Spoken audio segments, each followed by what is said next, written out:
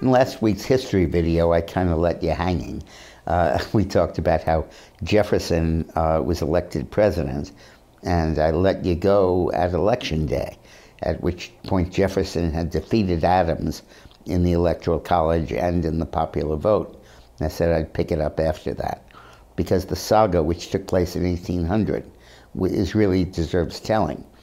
This was a crucial election because it answered the question of whether you could have a peaceful alternation of power between the political parties, a genuine democracy.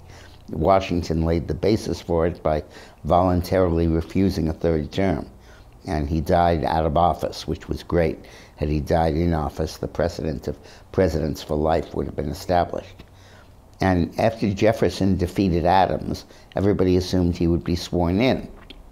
But when the electoral votes were counted, Jefferson and Jefferson's candidate for vice president, Aaron Burr of New York, were tied, a dead-even tie.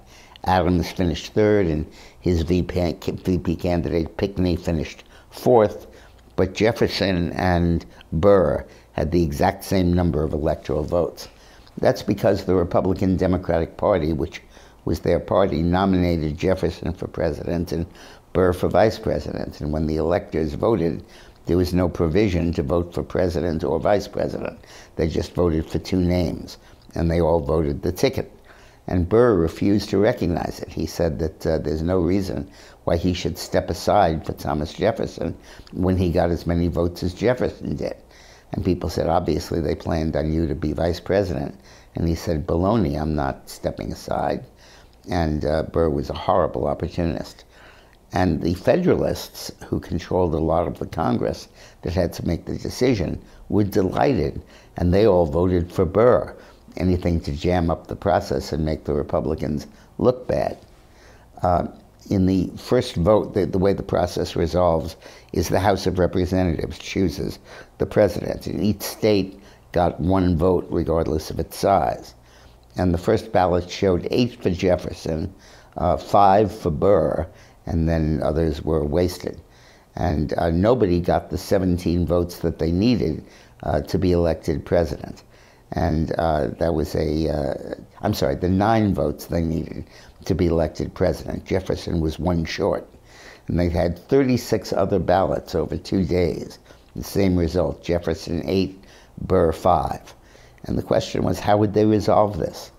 Well, Alexander Hamilton, who was really the head of the Federalist Party, even though he wasn't a candidate, weighed in and said, vote for Jefferson, because while I disagree with him and I really hate the guy, and I'm against almost everything he stands for, he's at least honest, and Burr is not. And we do not dare trust Burr with being president. That was the beginning of the atrophy in their relationship that led to the duel where Burr killed Hamilton 3 or 4 years later.